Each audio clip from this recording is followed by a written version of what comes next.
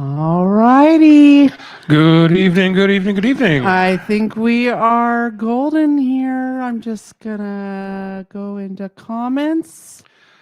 And hello, Madison. He got a new van. Oh, did he get a new van Yeah, already? he got it today. Nice. It says Good he's at a job. rest stop in Des Moines, New Mexico. There you go. Hello, Big Family Expedition. Kenny and Chrissy and kids, My God, welcome. they're already logged on. That's You amazing. guys, Thank if you you guys. could please type and let us know if you can hear us all right, if you can hear Gary. He's been instructed to eat that mic. I guess I got to talk up a little bit, eh, folks? So I just want to make sure you can hear us okay. If someone could just drop a comment that I know all is good. Welcome back Hey. to our fourth podcast of the 2025 season. It's I'm actually excited moving for along this pretty one. good this year. We're already 4 into it. That's great. All right. We've got some comments saying that everybody can hear us fine. Nice. So that is perfect.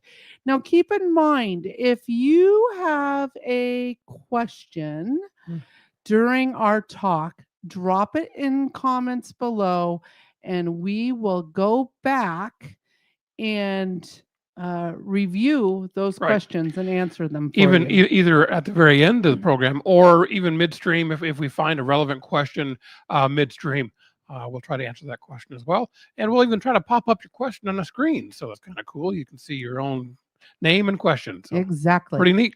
Well, first of all, if you don't know who we are, we're Gary and Stacy Quimby, and we are owners of the Alaska-based business RVing to Alaska. Yeah. We previously RV'd here as visitors for several seasons, and we are now proud to call ourselves full-time Alaskans. That is such a nice term. We live here. It's amazing. Love it up here. We moved here in 2021, and that's when we turned our little hobby of RVing to Alaska into a full-fledged business. Well, living here, we felt more relevant. We have the ability to give you the personal information and verifiable information because we can go do those things. We also advocate on your behalf. You are the smallest traveler to Alaska. And a lot of times those operators kind of forget about you guys. So in comparison to cruise ships and fly-ins, the RV passengers, the RV travelers, we're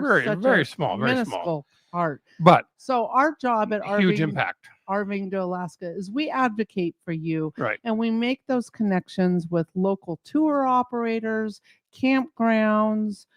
Basically, if they're tourism related, we are trying to knock on their door and introduce ourselves because we feel you guys are one of the most important visitors to Alaska because you don't only visit Alaska, you live in Alaska. Right. You live here for 2 to 3 months. You spend every day in Alaska for 2 to 3 months contributing to the economy, making a greater dent than most other travelers in the state. Absolutely.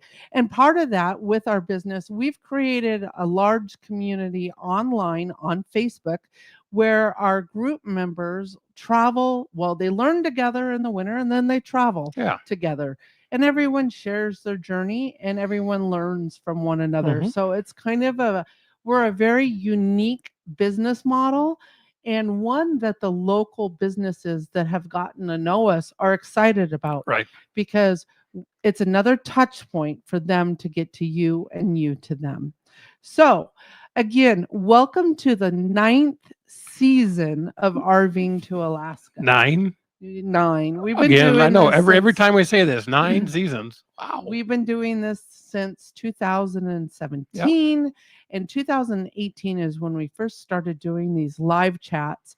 And then last year we went full force into a schedule in the winter months, and that's what we've been keeping to. Tonight is our 4th episode of the season, of the 2025 season. And just as a reminder, we go live every 1st and 3rd Monday of the month in the winter from October to April.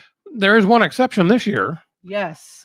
December is out out- the window. Nope, we're not going to be around, guys. We're going to be No. out of the country for most of December. In fact, looking at the time right now, in 1 week, exactly right now, we will be boarding our airplane to London. Oh, That is why we will not be coming to you in December, as we're going to be overseas and Yep. traveling. So enjoy December, enjoy the holidays, and then in January, Right. specifically, I believe it's January 9th, 8th. January 6th. I say Monday- January 9th, that's pretty late in the year to be first Thursday or Right. Monday. Monday, January 6th is where we're going to come back and do our 5th episode of the 2025 season. So I'm really looking forward to that. Tonight's topic is a good one. We're going to just do some general RVing tips and tricks for Canada and Alaska. We're going to dig into certain things such as conversion rates, Right. Canadian money. That Canadian funny money, it's kind of cool. It is. You can see through some of it, and other parts it's just really colorful. Very Wow. colorful. We're going to talk about their exchange rate and using your credit cards in Canada. Yep. Just kind of get you ahead of the ball on what you need to know. Then we're going to talk about the difference between the type of campgrounds you can come across, both in Canada and Alaska. This is going to cover local, state, federal, provincial, national parks, etc. Yep, all the and above. how they would compare, say, to your typical private RV park. Truly, Are you park comparing system, typical RV park in the lower 48 well, to both. Canada and Alaska? You know, most of those campgrounds, they're going to be more than half of the expense of an RV park, but you're also going to not have the amenities that an RV park might give you. So we want to make sure you're fully versed Right. in what you're going to get in those types of parks, as well as how you can save money staying at them. There are several ways to do that. There are. Mm-hmm. And then we're going to go into our highway systems. It's kind of funny because if you're in the forum and someone says, "Oh, what do you think about highway number 4?" You know, down in the lower 48, that's pretty typical. Everything is by a number. But up here in the north, we do not use numbers. I'm going to respond to you and say, I don't know where Highway 4 goes. Is there a name to that highway? Then I'll be able to help you out. That is a nice part. Our highways are all named, and it's just a matter of getting it into your brain which highway you might be talking about. And so we're going to just kind of go over that and give you a little educational value of learning the names, because it does make a difference to have the names down versus the numbers. And then our final topic of the night, we are going to give some insider information as to when and where you can view the wildlife. Ooh, and fishing. You know, where do you want to kind of post up during fishing season? So we want to help you in that department as much as we can. I think there's one word that'll tell you all you need to know almost. Kenai. Kenai does have a lot of it, but they're not the only. But it's not the only place to go. No, they do call the Kenai Alaska fishing capital playground. Finally, at the end, we will open up to your questions. So again, if you have any questions, please pop it in the chat down below the video feed there, and we will bring it up on screen and answer it. Sounds good. So I'm just looking. Are the names also on the road signs? Yes. Yes. Yeah, actually, that is common. You'll see the road sign, and in littler print, you'll see the number. Okay. I can't jump ahead like that. Okay. I gotta stay on task. script, you know? Well, I didn't remember. I didn't memorize all this. There's a lot of words. We know what happens when I go off script, and we don't want to do that. So sometimes it's fun. We had one podcast last year. We didn't prepare very well for. we definitely didn't prepare, and it showed. So we got to stay on script. We're gonna try.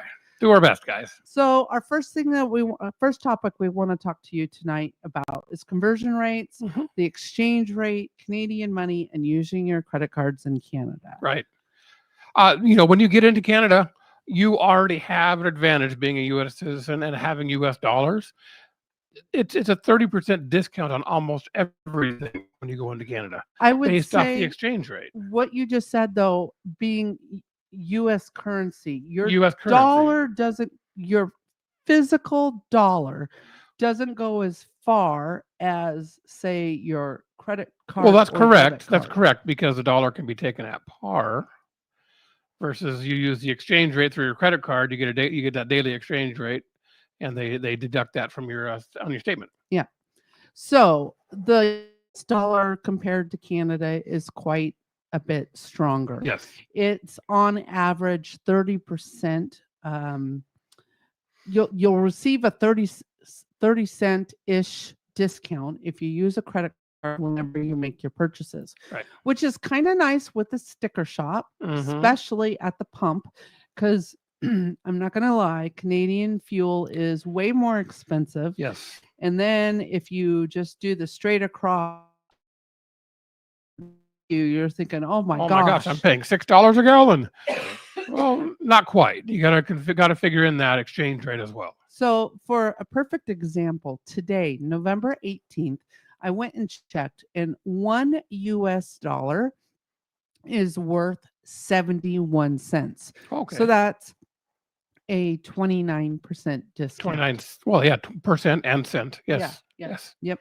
So as Gary was stating earlier too, Canadian money, we kind of tease. It's funny money. It's funny money. Not quite as I funny as mean, Monopoly money, but I wouldn't it's say still it's funny. It's actually kind of beautiful. it really is. If you look at it, take the time to look at some of the currency. It really is pretty. There's vibrant colors, and pinks and purples and holographic greens. areas where you can kind of see through and everything too. They put a lot of detail into their paper money. When we were traveling home from Washington in October, we had stopped in Grand Prairie, and we were sitting at the bar of a casino, and there were some other Americans, and they're from Midwest, Colorado or something like that. They couldn't understand why there was a spaceman out in space on their money. Oh. Stacy's getting over a cold now, so her throat's a little tickly still, and excuse her for that. She's doing the best she can. You may have to talk. I don't know. We'll see. Get that water down you, baby. Oh my goodness. Do you remember the story? I don't remember. I know you had to Google why the spaceman was there, but I don't remember exactly what the whole story was. Hopefully I can get through this hour. I apologize. The spaceman is on there because when they do spacewalks off of the International Space Station, the arm that they are attached to was made by Canada. Oh, that's right. So that's pretty cool. Interesting fact. So you can find there on you go. their money. So that was an international project, obviously, with the U.S. space or the space station and the Canadian product there. And actually, it's international, so Russia uses it, Canada uses it, U.S. uses it, so that's pretty cool. Another interesting fact about Canadian money is they do not have a dollar bill. No, they don't. They use loonies and toonies, which are coins in the denomination of $1 and $2. So obviously, a loonie is $1 and a toonie is $2. They also don't have any pennies anymore. They got rid of the pennies. No cents. So their change starts at the 5-cent piece. But the funny thing is they still price things they do. At a cent. So you may get change back, and they will round up or down depending on what you're closer to. So you may be 3 cents short or maybe 4 cents over or something like that. They'll round it out and make it work, and you'll get a nickel back. Now, when you get the loonies and toonies, they are important to have because, my goodness. If you're going shopping and you need a shopping cart, it may cost you a loonie or a toonie to get a shopping cart, or maybe some situations where you're in a restroom in a town that they might charge you a loonie or so for the restroom use as well. I think that's more of a European thing. I think that's in your head because I know we need that for Europe. That may be the case, but laundromats. That's another very a popular place. Yep. So be sure when you do get your Canadian money, do get some loonies and toonies if possible. And the best way to get the Canadian money, I believe, is going to your ATM. Once you get into Canada, go to a local ATM and get out $200 Canadian cash, and then you'll have that exchange rate of that day. And also, when you're getting that Canadian cash, make sure you're using a credit card that does not have international fees on it. Some credit card companies charge 3%, maybe even more on any international transactions. So make sure that the credit card that you may be using does not have those international transaction fees. That way your exchange rate at the ATM is most beneficial to you. Yep. When we were traveling home in October, we just stopped at a gas station that had an ATM and got our money there. You can also, like at a grocery store, Mhm. ask for cash back when you're doing the transaction. And just like in the US, when you ask for money back, you can do the same. Sure. And then also make sure, don't forget to get those loonies and toonies, get some change, because they only give you denominations of like, at the ATMs, like 20s or 100s. So break those down. The smallest bill they'll have is a $5 bill, but then you get your loonies and toonies to balance everything out. Yep. Another benefit of using a credit card, again, is you are getting that daily exchange rate. It's the most current exchange. And it can fluctuate slightly. A lot of people, they think they need to order cash in advance from their bank, and your bank actually might charge you a fee to do Mhm. that. And who knows, the exchange rate might be way better when you're traveling. So it's just easy to pop in at an ATM, Right. get what you need. And then, especially when you're going north, feel free to get more than you might need. Right. Because you're going to go because south too. You're going to come south. Mhm. And for example, the stretch between Beaver Creek and Whitehorse, your first banking area, is really big. You got it. I'm not sure where she's going with this thought, but between Beaver Creek So you have and money Whitehorse, if you there's need an there's no overnight services. Right. camp. There's no services there. So when you do stop at those government camps, you'll have Canadian cash to pay. Now, if you don't have Canadian cash, U.S. currency is accepted, but the caveat is it's accepted at par, which means if it costs $26 Canadian to camp there, you need to pay $26 US. Don't deduct the exchange rate at all. So you'll be donating 30% back to Canada or back to that service, but it is acceptable at par if you don't have the Canadian cash. And Madison just made a great point, and he brings this up every year in our group page. You want to also pull out enough Mhm. and leave it, don't spend it in case you need to fill your tank. So pull out enough to fill up your tank at least once, because there are instances where the internet may be down and there's no telecommunications. Therefore, No internet service and no credit card transaction, a cash only kind of deal. If you don't have cash, you can't get fuel. So that's a very good point, Madison. Thank you for bringing that up for us. oh my gosh, I have not coughed like this at No, all day, week. all day you've been fine. Even all week. It's like all of a sudden I'm allergic to the internet. Should I run down and get some honey for you, sweetie? No, I'm good. I'm glad I got my water. Yep. Is it salty Um, water? It is salty Oh, water. good. Also, I think you said with the app par, Yeah. be respectful. Right. When, if you can, try to use Canadian. It can be a hassle for a Canadian business Right. to use that money or convert it. You It's think about it's it, not useful to them until they exchange it. right? And you think about it. Do you see American businesses Right. accepting Canadian? Not Usually not. No, not too often anymore at all. So, do you want to talk about conversions? Yeah, I do. So in Canada, obviously, they are on the metric. They're on the metric system. So when you transfer into Canada, kind of crazy on my GPS in the motorhome and most of my vehicles, the GPS automatically automatically converts the mileage into kilometers. The speedometer actually converts as well. So it's kind of a nice little thing. But 1 mile in Yes, 1 mile equals 1.6 kilometers. So when you're figuring your routes, you got easy, quick math is just go a mile equals 1.5 kilometers, and you can kind of judge your distance that way a little bit easier. But the official number is 1.6 kilometers.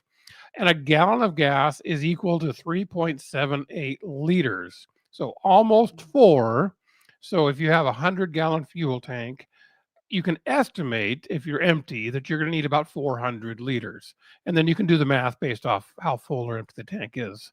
You tend to put stickies on the dash Right, to help right. you do the And for conversion. your measurements of your total length, your height, your weights, and all that, if you just put a little sticky note on your dash, we're 13 feet tall, which is what, 4 point something meters. I don't even know what it is anymore. I forgot the number. But just so you have that quick reference, because when you come up to a bridge, you want to know, oh shoot, am I going to be able to get underneath that bridge?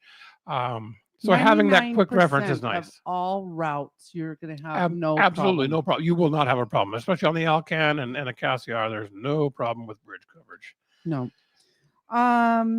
Anything else? We covered everything in the notes. I think that's about I good. think so. Now we're going to talk about. Real quick, is there any quick questions? Okay. And guys, thank you so much for putting up with my coughing fit. What about a debit card instead of a credit card? It charges the same. Yep. And I have found most of my debit cards do have that foreign transaction fee. Mhm. So it's cheaper for us to actually use our credit cards and then just pay them down. Right. Generally, you charge it and then pay it off that same month. Madison also says fuel is usually priced in pennies per liter. Yeah. It'll be like 0.199, and you just move the decimal and it will make sense. It's $1.99 per liter. Mm-hmm. And Madison also says Northwest Territory really frowns on using U.S. dollars. I would, yeah. It's hard for them to get to any facility to exchange that currency, so they want to get their value. So using Canadian currency is just much more respectful to them, because that's what they use in their country. Great points. All righty. Mm-hmm. Well, we are at our first little break. Sure. And that we are going to talk about finding community on the road. And that you can do through our website at rvingtoalaska.com/store. That's our gear store where you can get your decals to put on your vehicles to signify that you are a part of our RVing to Alaska community. This is a great way to get to know people on the road. You're going to see people as you continue down the road or up the road. You'll see these stickers, and so many friendships have been made by these decals. A lot of fun. Yep. Every year the design changes, and this is the 2025 design. And we also have items like the shirt I'm wearing, RVing to Alaska sweatshirts and t-shirts. So be sure to check it out next time you're on our website, rvingtoalaska.com. And if you see somebody with a sticker or RVing to Alaska logo gear, make sure you point it out and say, hey, I'm part of the group too. Where are you going? What you doing? And have a drink or have a walk or something like that together. Create community on the road through the stickers. Campfire. Yeah, campfire. Go do something together with these other members, because the hardest thing to do sometimes is finding people with similar interests while you're traveling. And we're just hoping to bridge that gap a little bit for you. Well, and it's also great just to bounce off. Where have you been? What did you do? What restaurant did you at? Comparing your travels. I mean, not only online where you can post every day and ask those questions, but it's sometimes right there, right in front of you at your neighbor next door. They may have experienced it yesterday. All right. Speaking about your neighbor next door, let's move into campgrounds. Yep. So I know in the past we've talked about numerous boondocking opportunities, and we may go into that further later on in the podcast episodes. But today we really want to give you a feel of what our campgrounds are up here are like. a lot can be similar to the lower 48, but they are also not similar. No. Now, when I talk about these type of campgrounds, we're talking about local campgrounds ran by city municipalities, Mhm. state or provincial campgrounds, BLM, Forest Service, territorial Sure. campgrounds, as well as national parks. Now, almost all of these are generally dry camping. Mhm. There are a few that offer electricity, but they are far and few in Right. between. Some of the smaller communities as you travel through Canada will have actual some electric sites for free. You gotta hunt for them and find them, but they're around. Electric sites? Boondocking sites. Well, I but can't think of one there electric was some free one. electrics where I don't remember where it was. There's some free electric sites. Burns Lake, Burns? BC Yeah. is one that is a Rotary park and it's free. That was free, but it wasn't. That's right. No Donation. power. Yeah. Donation. Maybe there's no power. I can't think of any with power. Okay. I could be wrong. I probably am. She knows what she's talking about. Let's see what else. Typically, you will not find water at these sites or dump stations, but there may be a water spigot or a dump station on site. So no dump station at your specific site, but within a facility, there's a RV dump available. Correct. Yes. Like, for example, at Denali National Park, they have a huge, what they call the mercantile. And before you go into the park to your campsite, you could dump, you can get water, you can do everything you need to do before you go to your site. One thing, if you are not used to dry camping, not being connected to water or electricity, I would do some practice runs before you come up here, because you are going to find that to have those full amenities, you are going to pay a lot. But if you can learn how to take sailor showers, Navy showers, come on now, and conserve on your water use, you can stay longer. Not just water use, but your overall power consumption as well. Yeah. So is an important factor. If that's something you're not used to, just kind of get in the habit of seeing how many days you can go. Now, there's some of you that absolutely you need your pedestal, you need your water, you need your daily showers, and that's possible. It is, but it's very expensive. Yep, it is a bit more expensive to do that. You know, these campgrounds up here in the northern tier, or even beyond the northern tier, up in the Arctic, they survive on 3 to 4 months of business. They survive on that for the full year. More like 90 days, 3 months. Yeah, 3 months. Yes. So in those 3 months, they have to make it for the year. So they do charge a little bit more. Yeah, a full-fledged campground, you're going to see on average anywhere between, at the very lowest, around $40 a night. There's a few exceptions, a little lower than that, not many, but not many. And then going all the way, typically on average, $70 to $80 a night. We had some sticker shock this past summer down in Valdez and such. I mean, prices have gone up a bit in the last couple of years too. $80 a night was fairly common in our experience this past summer. Madison just had a good point. And if you don't know who Madison is, he is one of our senior moderators. A wealth of information. At RVing to Alaska. He is a wealth of information. And we love when Madison does his Madison Musing posts.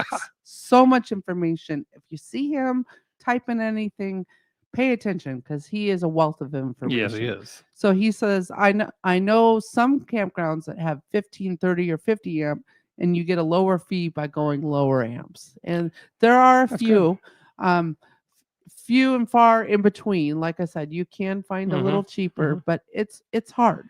And it's fairly common to find a 30 amp service up here. It's becoming more common to get 50 amp, but it's not the norm. 30 amp service is pretty much the norm. Yeah, there's a few the larger campgrounds will get 50 amp. Some campgrounds are actually upgrading their systems to 50 amp. Yep. It's just hard. Another thing, and I did not put this in my notes, but and I don't mean this in a bad way, but you need to lower your expectations when you're in our Right. campgrounds, especially the paid campgrounds. Like Gary was saying, they have 90 days to make it or break it. And unfortunately, supply and demand, that means their price has to go up because their season is so small. And a lot of our campgrounds are kind of parking lot style. Yeah. It's nearly impossible to have manicured sites up here because of our weather, our winters. Right. Being that Freeze up and break up are all we've horrible. traveled all Yep. over the U.S. In the lower 48, campgrounds up here are more Rustic, rough, rustic. Yes. built in nature, and nature is surrounding you.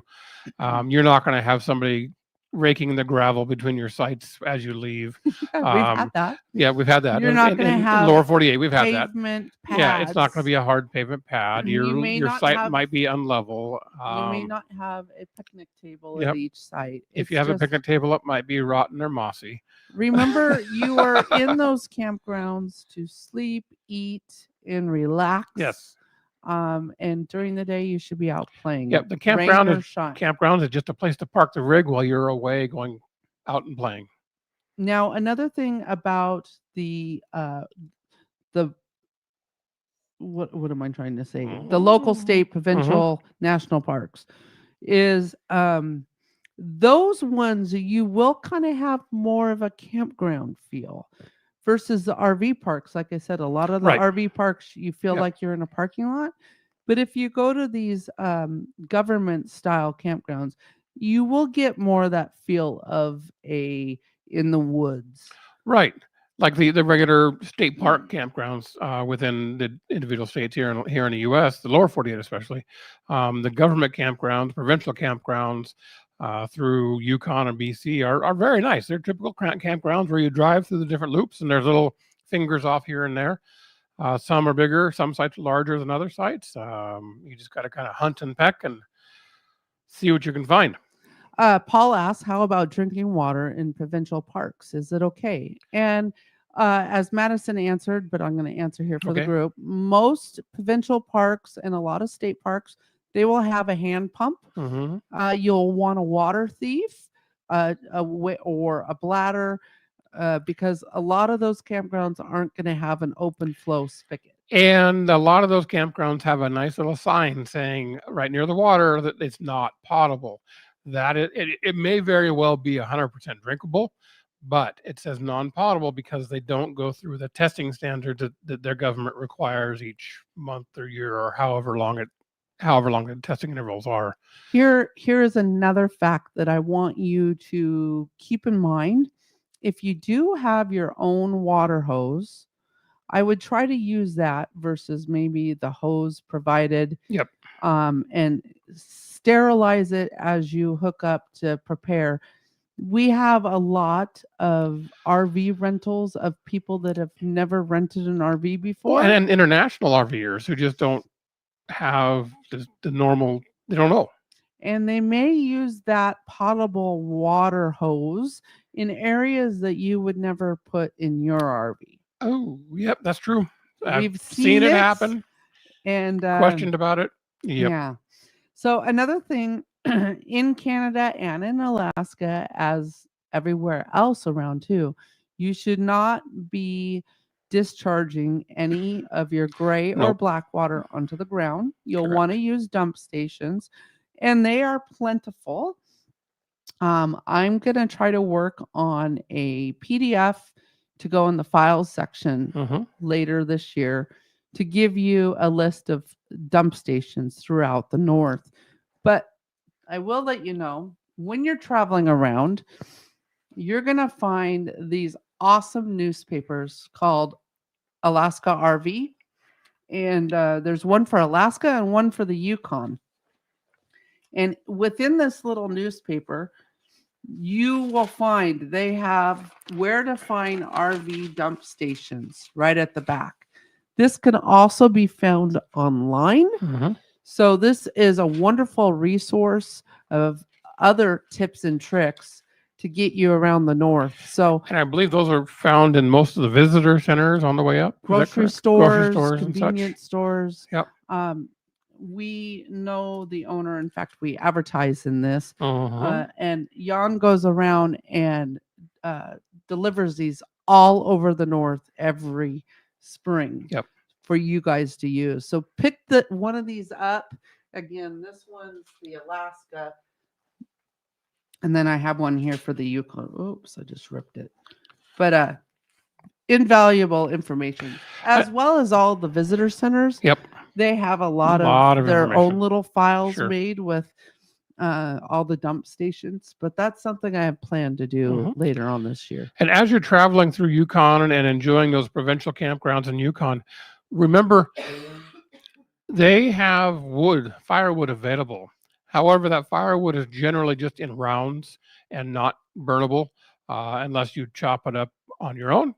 So when you're going through Yukon or when you're traveling, making this trip up to Alaska, bring an axe or splitting maul with you to help assist yourself splitting that wood for the fire on the Yukon fire camps or Yukon provincial camps. Dates of operation are pretty standard up here in the north. In Canada, most of their provincial and territorial campgrounds are going to open right around the Queen's Long Weekend, which is in celebration of Victoria Day. And this is always the weekend before the U.S.'s Memorial Day. So super easy to remember because you'll all know when Memorial Day is. Just back up 1 week, and that's when Canada opens up full-fledged camping is on. Now, you may see some intermittent closures or temporary delays in opening, and that will be due to weather, basically snow. If it's still snowed in, they're not going to open up. And you might find that more common here in Alaska, especially if you get up here early. Now, Alaska, most of our provincial, local, state, national parks, they open in May. There are a few that are open year round. A few. But usually by Memorial Day, everyone is up and running. But if you are early or you are staying late, don't expect services such as the hand pumps on, or if they have a dump station, being able to utilize that. They will winterize that stuff in mid-September at the latest, generally. We traveled back to Alaska. We entered Canada on October 2nd. That's another topic. No, we entered Canada on October 1st.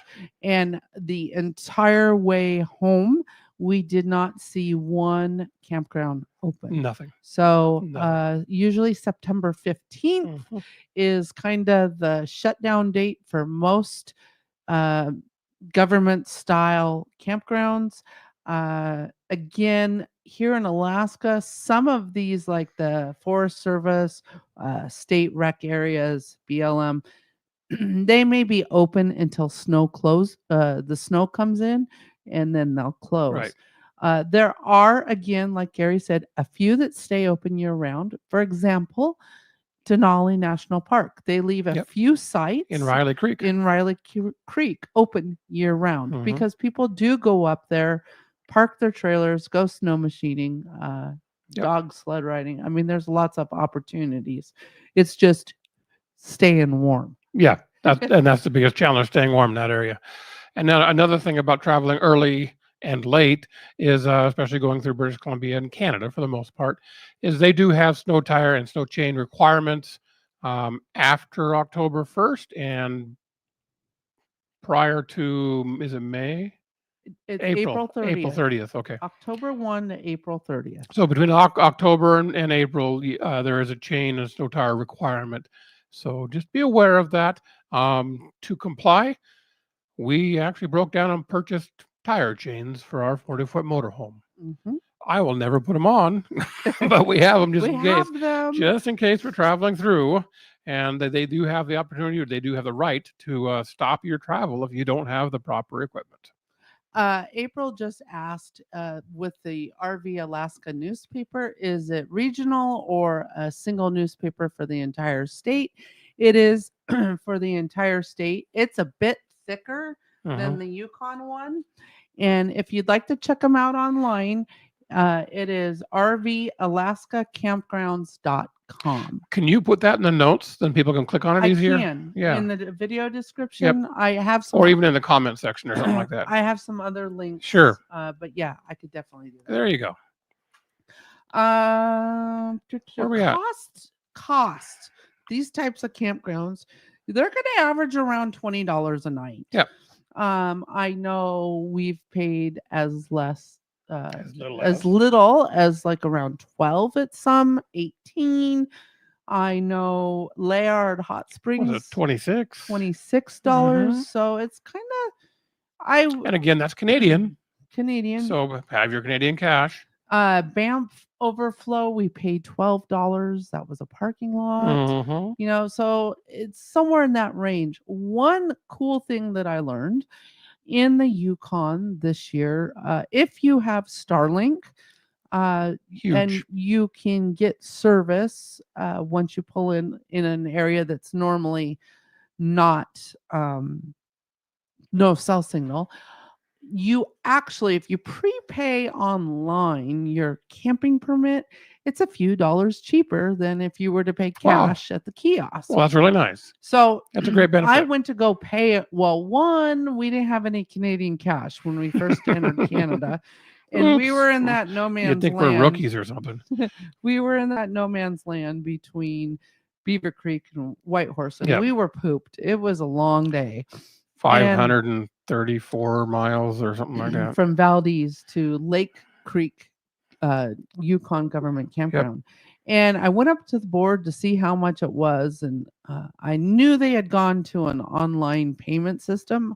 And we had Starlink. So I was like, okay. That's when I noticed on the board is $20 cash or $18 to purchase online. Wow. So there you go. I went online, registered myself an account, and booked one night camping permit for $18. So we did save a couple dollars as well as the exchange on top of that. So it turned out to about $16 and some change. That's not too bad. No, not at all. So well worth it. Yep. And if you have that available, you can.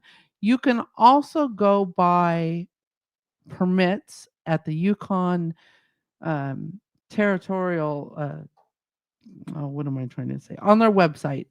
And maybe that's another link I need to put on. I didn't write it down in my notes, but you can buy so many permits, and maybe you don't know where you're going to use it, but you can then take that permit number, write it on your envelope, put it in, and you've prepaid it, and that helps save some money there. And then there's some discounts available for U.S. citizens when they're in Alaska, right?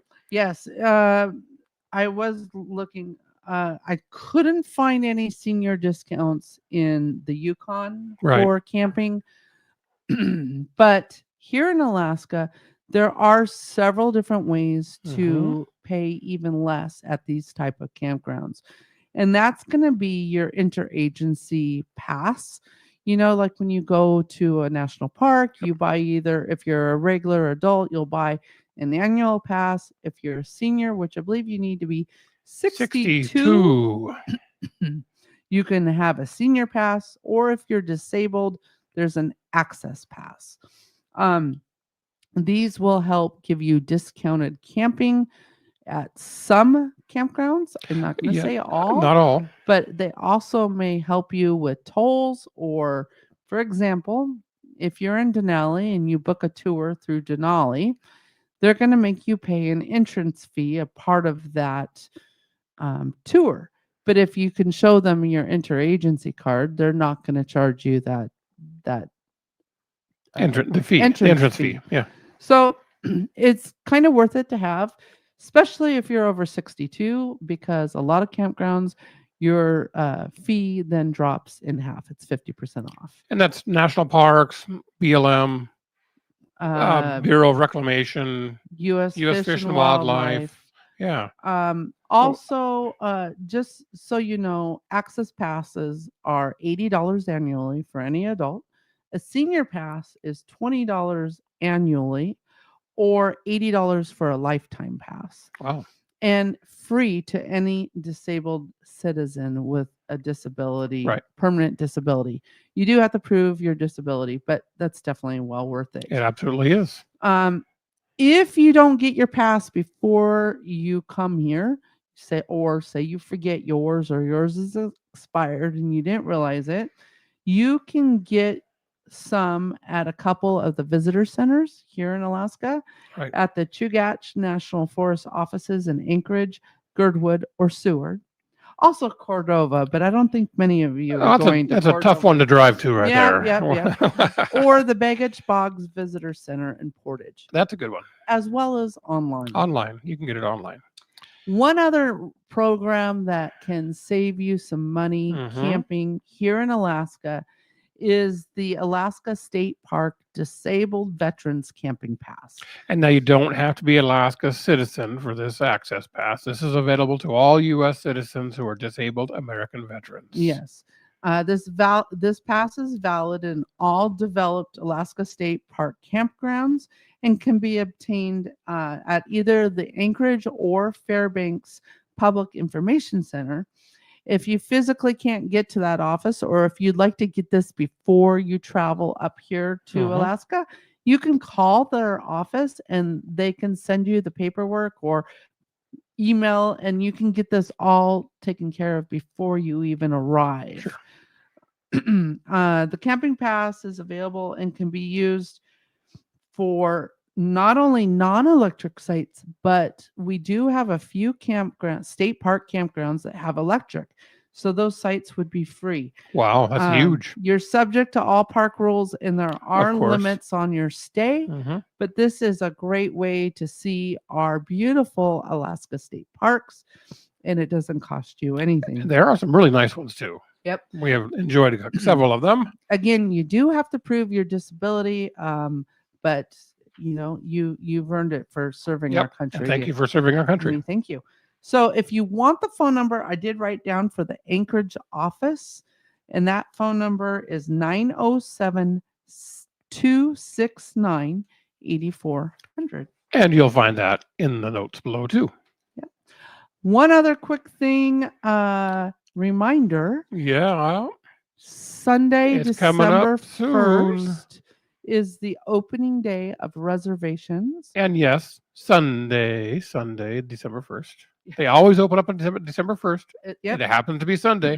It will still be open. So this is for all reservations within Denali National Park. At that time, their tours also go on sale, as well as their shuttles. And to learn more, you can visit their website at reservedenali.com.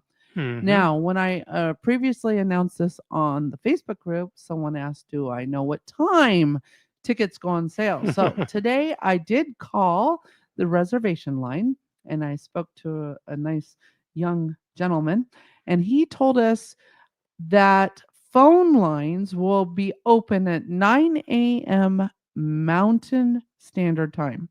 Right. However, he could not tell me a time when online reservations would go live. I'm going to assume online reservations probably will go earlier. I would think maybe. But Don't know 9 for sure. a.m. Mountain Time is when you can call and make your reservations. If they have problems, don't shoot the messenger. You've heard me say this before. It will be a soup sandwich. It is every year. Soup sandwich in reference to something else that we can't say. SS. Yep. A more politically correct way. PC. It's just not as. Yeah. Anyway, let's move on. So if you're enjoying the content so far that we've been giving you here, we please ask that you hit the big thumbs up button down there on in YouTube world. That will let YouTube know that you're enjoying what you're watching. And if you haven't, we would really love for you to also hit that subscribe button. All right. As you see, we don't go live often. Even more rare is a video. However, I do plan at some point, if my life ever slows down, I'm going to edit some videos from 2019, share some of our excursions that have never seen Yeah. daylight on YouTube, as well as I want to start doing a series where I answer your questions, such as kind of information I'm doing now in like Just real 3-minute short shorts. form. Not necessarily shorts, but just short form video. So if you could give us that subscribe, we would greatly yeah. appreciate Yep. it. It just means the world to It helps us. the channel get going a little bit more too. Well, the channel's been a little stagnant, Yeah, which well, is fine. A podcast every other week doesn't really support the channel. No. And this brings us to our rally. Ooh, Now, yeah, I'm I looking don't forward to know if you this. know about this. We've talked about it in every live video, but every summer we host a camp out. Alaska's largest RV rally. We are the largest RV rally in Alaska, and this year will be our 5th rendezvous. And we are camping out under Denali It's an amazing location. The historic Chalitna River Lodge. Dates for this year's rally, July 2nd through the 7th. So if you need a fun place to hang out during 4th of July, I invite you to come join us at the rally in Denali. You know, Seward's an amazing place to go for the 4th of July, but it's always so packed. If you can't get that reservation in Seward, come camp with us at the rally in Denali. We're going to have a great time. We are. We're going to 5 days. Taking over a runway. We're going to close down the runway, their airstrip, and then park all you guys on the airstrip. We got views of the mountains. It is stunning. And it's a great place to practice your boondocking capabilities. This is a fully dry camping event. You may have to warm up to it. We're 5 days fully dry. No services available to you. But except a lot of fun. We're going to have fun. Yes. Fun, food, and friendship. There you go. I like that. All right. So next, road names.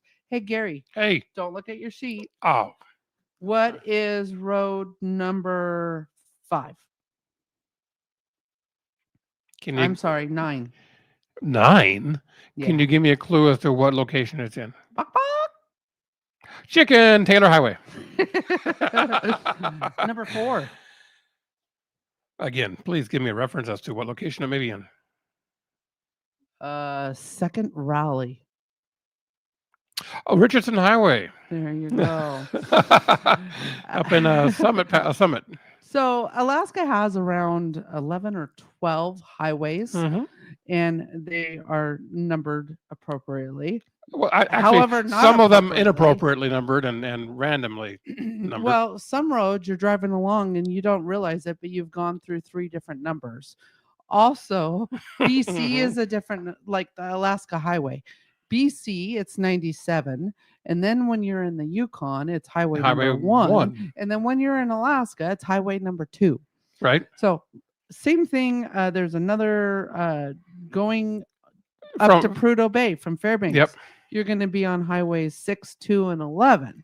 Well, how do you get down to Homer from Anchorage? Well, let's see. You go from Seward Highway to the Sterling Highway. Number 9 to number 1. But wait a minute. I thought number 1 was, see, it's confusing. You ask a local in Alaska, and they probably will not know the number of the highway that they even.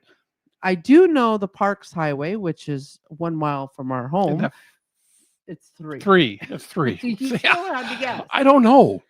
It's the Parks, and it's the Glen, and it's the Taylor, and it's the Richardson, and it's the Seward Highway. So what we're going to do is we are going to start and go counterclockwise through the state. Counterclockwise. So we're entering, we're going into Tok, and then we're going to go. We're going to start in Fairbanks. Canada. So real quick, you've got the Alcan, which again, I said just a moment ago, is Highway 97, 1 and 2.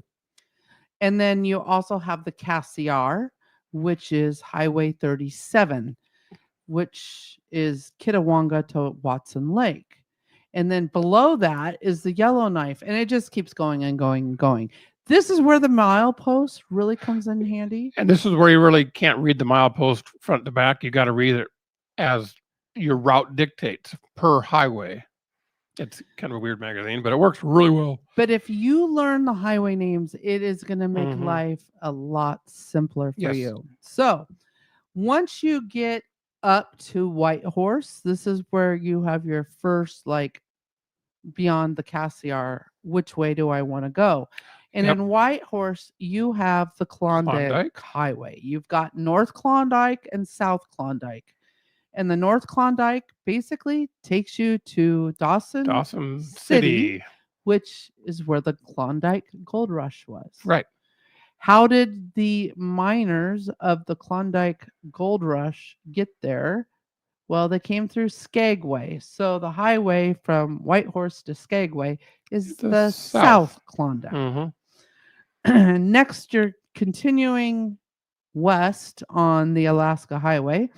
And your next highway decision is if you want to go down to Haines, Alaska, which at Haines Junction, you would take the Haines Highway and go down to Haines. And that, I know I'm confusing myself. Yeah. It's 2 numbers. It's 3 in the Yukon and 7 in Alaska. It's crazy. Real quick. Just call it the Haines Highway. Why don't you just forget the numbers? Right. Call it what it is. So there's also 2 ways into Alaska. So there's the Alaska Highway, and then there's Top of the World. You hear us talk about that all the time. Top of the World. Alaska Marine Highway. There's 3 ways in. Well, there's that too. And we're not even talking about the Marine Highway. What number is the Marine Highway? It has a number. It does. It's not on my list. Nope. Top of the World. Okay, so that is Highway 9 in the Yukon and 5 in Alaska. And in the Yukon, it's called the Top of the World Highway, but in Alaska, it's called the Taylor Highway. But if you say Top of the World, most people know you're going all the way down. Generally referred from Dawson City to Tok as Top of the World. Yeah. Or Chicken. So now remember, we're going clockwise. So now both the Taylor Top of the World and the Alaska Highway converge right outside of Tok. 13 miles. And so once you enter Alaska, you are on Highway 2, which is the Alaska Highway. And that's going to take you into Tok. And then you have the decision to go Tok Cutoff, which we're going to bypass that because we're going to go counterclockwise. And we're going to go straight. And we're going to keep going about another 100 miles. Oh, it's further than that to Fairbanks? No, to Delta Junction. Oh, Delta Junction. The official end of the Alaska Highway. Okay, another, 100 and a quarter. About that. Yep. In Delta Junction, that, as I just said, is the official end of the Alaska Highway. And you'll take just a bonus slight point if you can tell me how many miles exactly. Slight right. Oh, what? You didn't even try. And now you're on the Richardson Highway. Mm-hmm. The Richardson, and you're in the middle. Well, not really the middle. You're upper half. But the Richardson. Upper half of what? The state? Of the Richardson Highway. Oh, right. Yeah, because it joins into the upper third. Yeah, because the Richardson basically runs from Valdez to Fairbanks. Once you get up to Fairbanks, now you've got a couple of highways that will take you even further north. Those are the Steese, the Elliott, and the Dalton, respectively 6, 2, and 11. Now, a lot of people say, oh, I'm going to go do the Dalton. Well, you're going to hit all 3 of those highways to get to the Dalton. To the start of the Dalton. And I think you're around 100 miles in when you finally do start the Dalton. So it's can you see how confusing it can be? So when you get your map, you'll want to get it out and just kind of stare at it and learn the names. It will make things a lot easier. And generally the names of the highway have something to do with where they start or where they go. Yes. And that just makes it a lot easier to remember what they are. I mean, the Richardson, there's no town of Richardson, but the Richardson just runs. Actually, a lot of these don't have. I guess you don't have. Anyway, don't listen to him. Hey, Seward Highway, the Parks Highway goes to the park. No, the Glen Highway goes to Glen Allen. The Parks Highway is not. It's named. No, it's named for the George M. or H. Parks. George Parks. George Parks. Yes. Yes, not the park as in Denali, because we're not all about Denali here. Another thing that can confuse you is there is Denali Highway, and then there's the Denali Park Road. Right. Not the same. The Park Road is the road that is currently closed until 2027-ish. 7, 8. They say 6. They never I finish don't on believe time. it will be done in 6, but Yeah. we'll see. The Park Road inside the national park, that is the Park Road. Denali Highway is south of the national park, and it starts in Cantwell and ends in Paxton. It's a gorgeous drive. And see, Denali, that's number 8. But if you have the opportunity and are not afraid of driving on dirt, the Denali Highway is gorgeous. A lot of it has been improved to chip seal and other smoother-ish surfaces. Yep.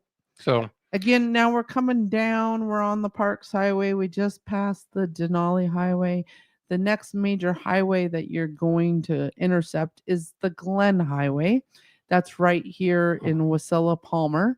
And that's usually, that takes you eastbound. So you're going to maybe head to Valdez or head back out of state. It's a gorgeous drive, very canyonous. Well, just that one area through the Glen Canyon is very canyonous. Well, about half of it is through the mountains, and it's gorgeous. It's a gorgeous drive. You know, there is a part on the Glen Highway that is kind of tight and narrow and windy. Take your time. And don't worry about the people behind you. When you can pull off, please do pull off. And that is considered highway number 1. Yeah. But so is Sterling. Right. Isn't that weird? That's why I thought, yeah, Sterling Highway is number 1 and the Glen Highway is number 1. Doesn't make sense. Doesn't make sense. Because they're in 2 very different completely different locations. But anyways, the Glen. So the Glen, that's where you intercepted off the parks. But if you continue the park towards Anchorage, ends right there at the Glen, and then continues on as Glen. Yeah, it's the Glen as you go through Eagle River, Chugiak, and into Anchorage. Then at the south side, actually, really not, up near Merrill Field is where the Seward Highway begins, right. Highway 9. And that will take you all the way down on the Kenai to the beautiful city of Seward. And branching off of the Seward Highway to take you to Homer. About 45 miles north of Seward is the again Sterling. Highway 1, Yep. Sterling, which will take you all the way to Homer. There's one other highway. If we backtrack a little bit, and we're on the Richardson. So again, that's from Valdez to. We need to get to Chittenden, don't we? Yeah. Yeah. Valdez to Fairbanks. Need to go to Chittenden so we can go see McCarthy and Kennecott. South of Glen Allen is the Edgerton Highway. That's highway number 10. And they say it's officially kind of Copper Center. And it goes to Chittenden. From Chittenden, it then turns into the McCarthy Road. Does it have a number? No, because it's just a road. Oh, it's a road. It's not a highway, right? Yeah, the highway ends in Chittenden. And even though it has a highway designation, it could still be dirt. Yep, like Denali. You have it up here. The other one, Steese, Elliott, they're all dirt. Those are all dirt. Yep. Yeah. Out at the Fox, yeah. So even though they're highways, they still could be dirt roads. So that's just something for you to wrap your head around, is learn the road names. As someone asked earlier, are there signs? And yes, a lot of times you'll like the Welcome to Alaska sign. A lot of those might have those type of signs too, because it's kind of it's a calling card. They're famous roads named after some pretty cool things. So. Absolutely. All right. One more break here, and I saw a comment, and I'll get to it earlier, but you're going to get to it later, not earlier. Yeah, consulting. They asked about our consulting service. It's a lot of fun. If you feel that you're overwhelmed in planning, you do not need to be overwhelmed. And just know that Gary and I are here in your corner to help you out. We do have a consulting service or a one-on-one planning service. And these last an hour each.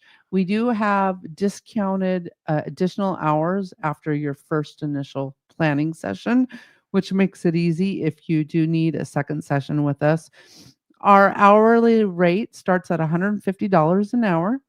And know that we do have a 20% off discount to any law enforcement, firefighter, EMS, or military, active reserve, veteran, or retired. Thank you for your So service. we want to be able to pass on that savings for those that have been Those that served have our served country us. in some sort of way. Absolutely. As Gary being a former law enforcement, you know, a lot of places we go and they're like, "Are you a veteran?" No. And we say, "Well, we're former law enforcement." And It's you earned becoming that. more accepted now. Several years back, it was very frowned on. Yep. So we want to pay that forward to our veterans Mhm. and professional services in those. And the consultation service is a chance for us to talk with you one-on-one to narrow down your trip, maybe some specific events you want to do, even routes that you might want to drive. It's a great opportunity for you to get us one-on-one and have that conversation with you to ease your mind, to make this trip more enjoyable. It is the trip of your lifetime, and we want to help you with that as much as we can. Yep. So if you want to learn more, you can go to rvingtoalaska.com/consulting. All right. Final topic of Where are we the going? evening. What are we talking about? We're a little over, so thank you for Ooh, hey, sticking yeah, with stick around a us. little bit. We got some more. This one's pretty easy. This More is stuff. just to give you some insider information on when and where to see the wildlife. 3 pages of insider information. Is it 3? It's probably more. Well, it will go quick. I promise. I haven't read through this part yet. As you know, the wildlife, a lot of people think they're going to see wildlife each and every day when they come up here. And I'm going to be honest with you, you're not.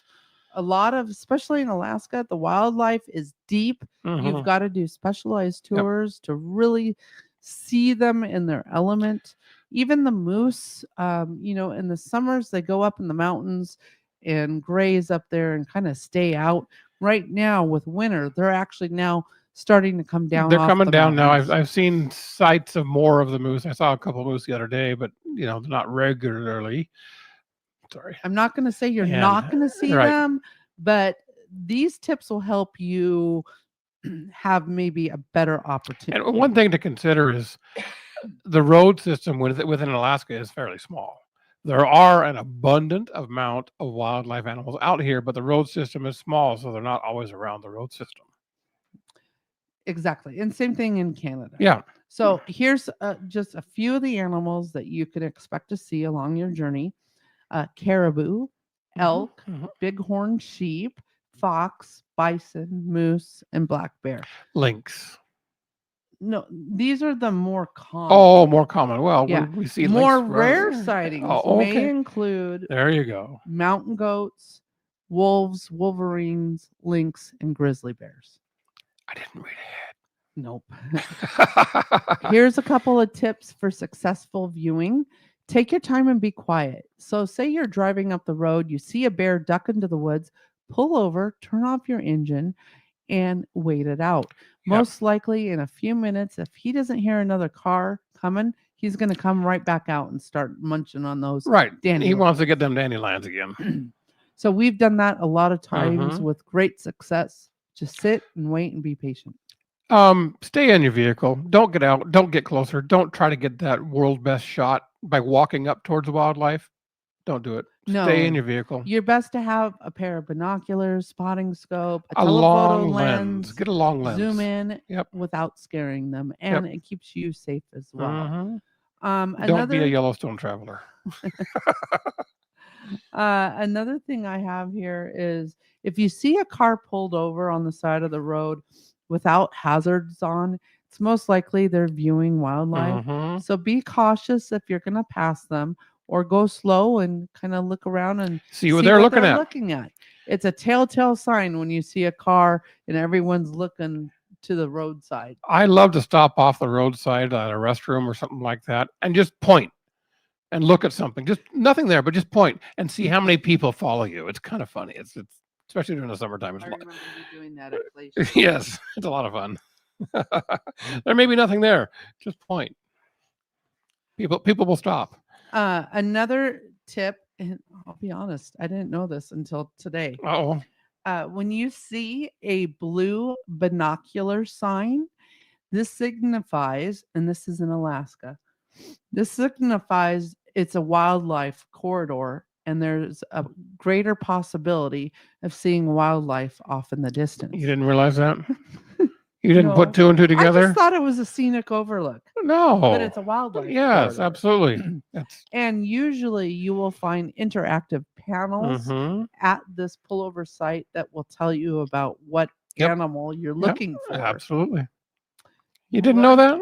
No. Well, you okay? Come on now. We need to get you out more. Maybe I did. I just Didn't realize what it was. Okay. Roadside bears. A lot of people don't want to spend, $7, $8, $9, $10, $1,100 on a bear viewing opportunity. 100,000. Well, 1,100. 100, I guess, to go per fly. Yeah, per person. person. Yeah. Is about on average. Yeah. So if you want to see roadside bears, Drive through Canada in the spring. Well, Canada in the spring, most definitely. But here in Alaska, you have really high chances in July and August during the salmon Absolutely run. so. We proved that this past summer. Yep. The bears will come down to the lakes, rivers, streams, as well as the ocean shoreline and snack on the high protein snack before they go back into hibernation. Otherwise known as salmon. What they're eating is the spawned out salmon at the end of the life cycle. So you look at the fishing runs and you'll kind of know when the bears are going to be in town. Yeah. Some easy roadside locations to view bears in the late summer is Valdez over by Solomon Gulch Hatchery. Solomon. Along with the Kenai and Russian rivers down on... The hike into the Russian River Falls is very well worth it if you want to see bears and a massive amount of fish. That is an amazing little hike in there. I don't know, 1.5 miles, 2, 3, 4, whatever it was. It was awesome. Get yourself down into the Russian River Falls. You'll see salmon. You'll see bear everywhere. It's pretty cool. I see Kenny said, I'm going to stop and point next time. Oh, yeah, you should do that. It's funny. Bear Lake and Seward is another spot where you could possibly see bears. And then in Haines along the Chilkoot River. Yep. And of course, get Hyderized in Hyder, Alaska. They have a wonderful bear viewing platform. They do. You can get right above the bears. It is definitely seasonal. The bears are only there certain times of the year, so they're not there all the time. Yeah, late July and August. Yep. We were there first weekish of September, and we did see bears, but nothing crazy. A couple weeks previous. You can also, as we were saying, you can fly out for a more customized brown bear viewing out at Lake Clark or Katmai. You can catch flight tours out at Anchorage, out of Homer, or the Kenai. Yeah. And to experience one of those tours, that's going to be more active in June through mid-August, with July being the peak season. Yep. Fishing, just so you know, as out-of-state residents, you do need fishing licenses, both in Canadian provinces. Each individual province and territory requires an own license. As well as Alaska. Yep. Anyone over 16, you do need a license. You can get at most sporting goods stores, convenience stores, online, some lodges throughout the Yukon, and online. I know the Alaska State Fish and Game Department of Fish and Game have a nice app. You can get everything on your phone now. Over in the Yukon, if you are a big fisherman, they do stock 18 lakes with rainbow trout, Arctic char, kokanee salmon, and bull trout. So there's some great fishing opportunities, freshwater fishing over there.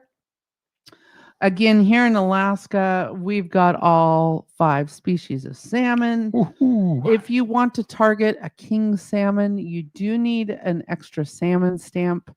That's important that you get that, because if you catch one, you're going to probably want to keep it if you can.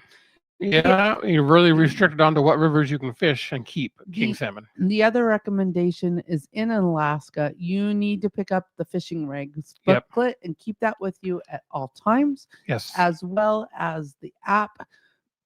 And check for any emergency closures. They happen often, and every body of water can be different for every type of species. Even different sections of the same river have different regulations. The Kenai specifically, different regulations for what you can keep, what you can't keep.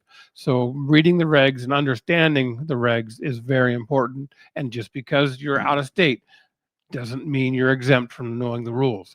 They will still fine you. They will still confiscate what they need to confiscate. Yeah, there are undercover Yes. fish and game officers all the time, looking like a fisherman or a tourist, and they're just looking for people that are not being honest. So you got to know your stuff if you're going to fish, or fish with a tour guide or a tour operator, because they're going to keep you on the down low. And generally, as a private sport fisherman, you're under different regulations than you are on a charter, especially if you're going saltwater fishing. Yeah, our fishing is abundant up here, and in the summer is when most of all of species are being caught. Like Gary was teasing me, several pages of just on fishing, but you really just want to research the area that you're going to be in to see when their runs are, because they are different. For example, silvers in Seward might be different than silvers over in Homer, Valdez, or in Valdez. So your best bet is get a hold of the visitor center for that area and see if they have a fishing chart that can help you when the runs are. But basically, the first run are the reds and the sockeye salmon. I think they're the best fish. They are excellent eating, and that's usually in June. And then in July starts the runs for the coho, the silvers. And of course, we have pinks all the time. You've got chum all the time. Those are not always the not the most desired, favorite. but a good pink salmon is great for smoking or canning, and preserving for long. Or making long salmon candy. Salmon candy, yep. Halibut is pretty much during the summer. You could catch, we went on a charter in May, and he said it was too early for the big ones. It just depends on where you want to go. That was Homer, and that was early. Other places have larger halibut in early season. Great fishing in Prince William Sound if you want to get on a local charter. We do have some connections with some charter companies out there. That'll be out of Whittier. Species that you could target: Pacific cod, rockfish, lingcod, black cod, Alaska pollock. Sometimes the charter boats, especially like in Homer, they don't like to target those fish. They just want to go for the halibut or the salmon. But they are really good eating. Oh, yeah. So, just so you also know, up here in South Central and Prince William Sound, we do not have the Dungeness crab like Southeast Alaska does. That's unfortunate. Dungies are so good. They're so very good. Unfortunate. So good. King crab is also out the chain out in Western Alaska, so you don't see that often. So when you do come to Alaska and like you want a crab dinner, just know you're going to probably be paying premium, and a lot of times more expensive up here than you might get down there. But yeah. It's the king crab and the all that stuff. It's a premium right now. The fishery has been struggling, and we're paying for it now as we enjoy it. Absolutely. But it's so good. All right, so now is the time. I'm going to go through questions and answer any of your questions you may have. Just as a reminder, we will not be going live at all in the month of December. Enjoy your holidays, Our folks. next show is going to be on January 6th. January 6th. and it's going to be our favorite things show. So we are Ooh. going to share all our favorite I got to bring all that stuff into this room. gizmos and gadgets. Some of it's still here from last year. Oh no, I'm talking about all the solar and the Oh. coolers and the this and that and the You bikes. can write and the... it down. Oh, okay, I can write it down. Or maybe we do a mobile show. No. Okay. So here really quick, see if we've got any questions we missed. I don't know if you want to tell them a story. A story? What kind of story do I don't have? know. Well, you're putting me on the Oh, we spot have someone now. from England. England. Hello. We're going to be in England and Southampton in a week. I cannot wait. So our friends over at Family Expedition, they Mhm. just posted a video about the campground from the rally today. Great campground Oh, for awesome. families. Very Yeah, cool. it was a really cool family campground. We enjoyed that. As Rick asked, are the names on the road signs? Yes. Yep. Yeah, you'll see that pretty common. Mm-hmm. Chuck and Kathy's new adventure. Where can we find your consulting rates? Again, that is at rvingtoalaska.com/consulting. Also, don't forget, 2025 RVing to Alaska decals are available on the RV2AK website as well. Dina asks, can you just use your credit card or should you get cash as well? And what is a good amount? And yes, you should get some cash.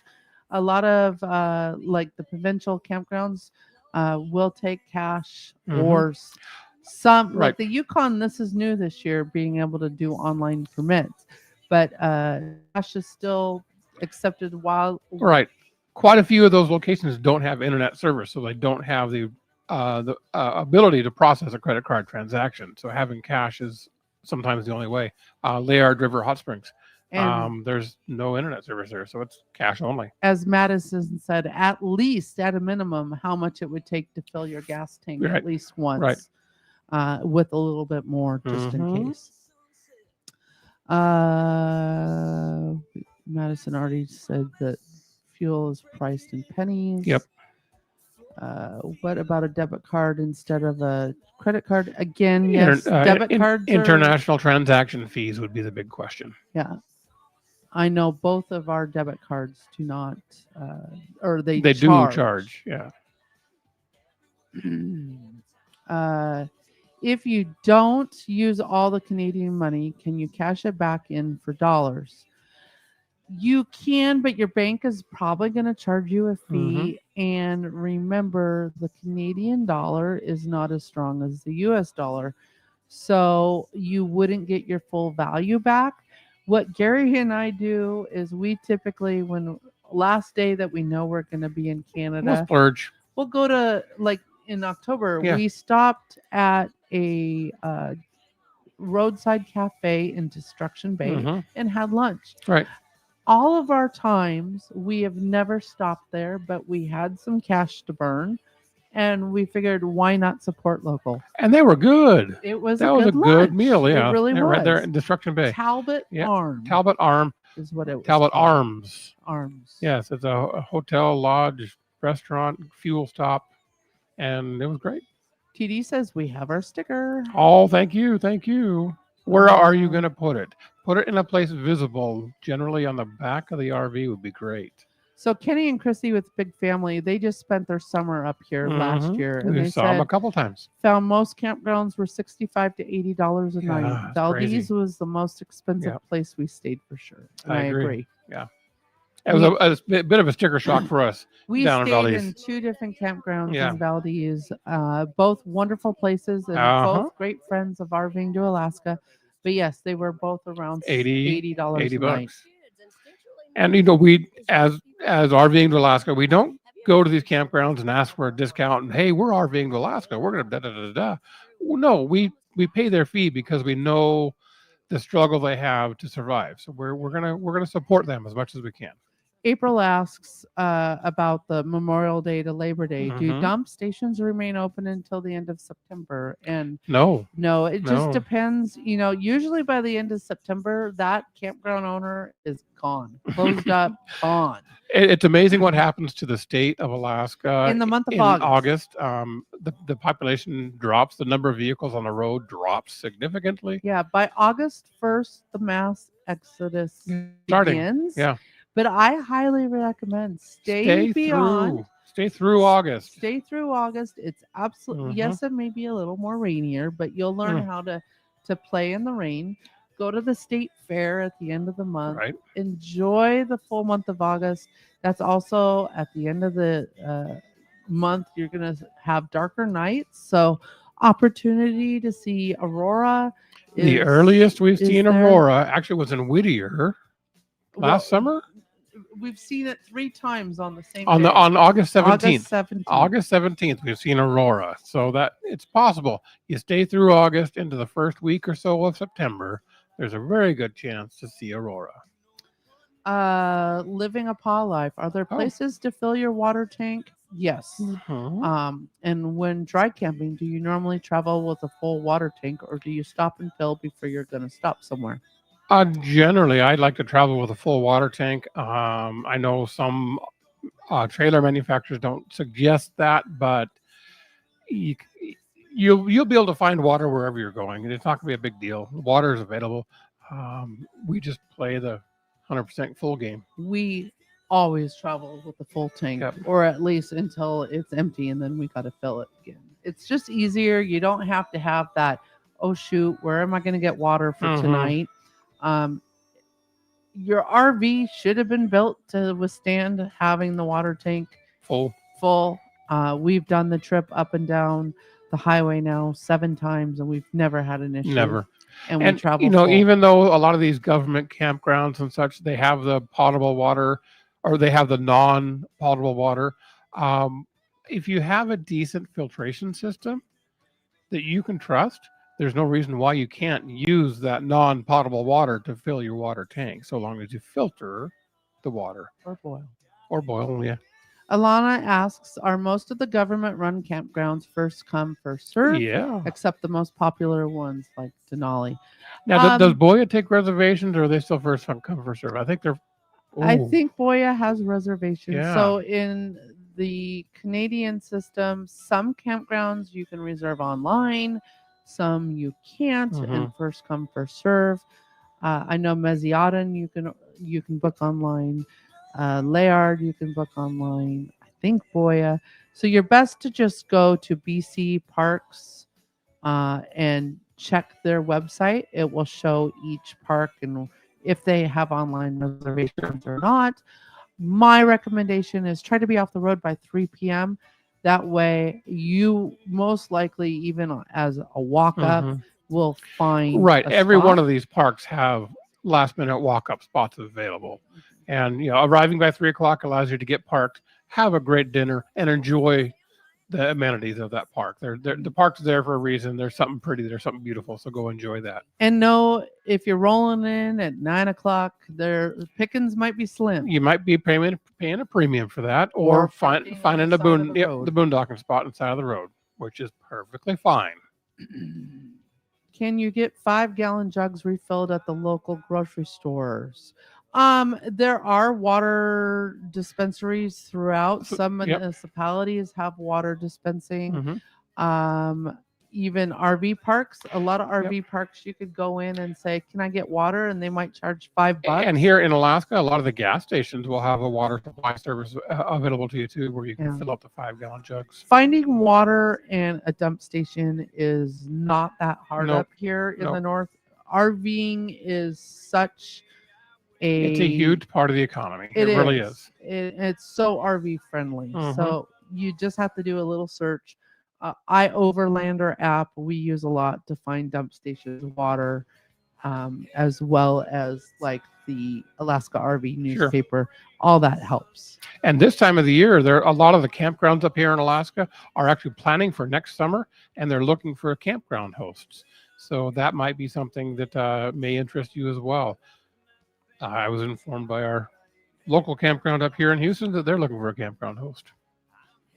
Yeah, and as I see those campground host opportunities come across my feed, or campground owners contact me, I definitely allow them to post to let you guys know what's going on.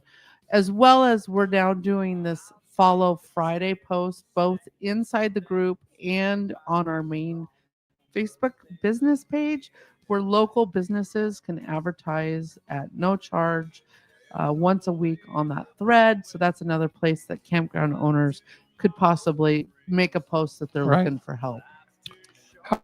Question there. I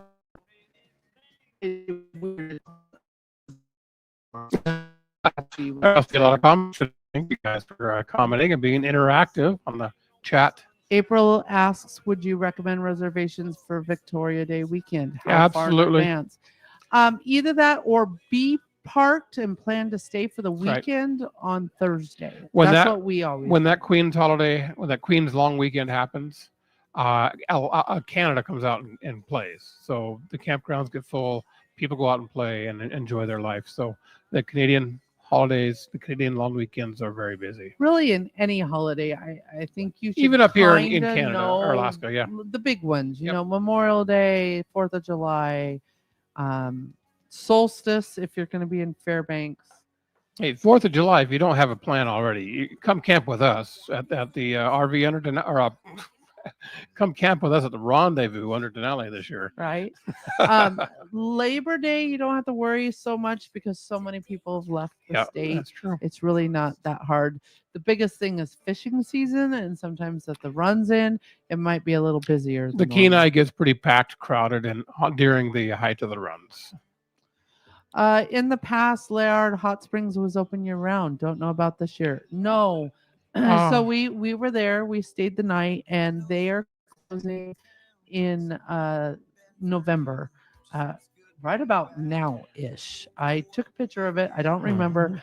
However, and it's very fortified now. They have you big can't gates. you can't walk in now. And it would be a little difficult to climb the fence or go around the fence.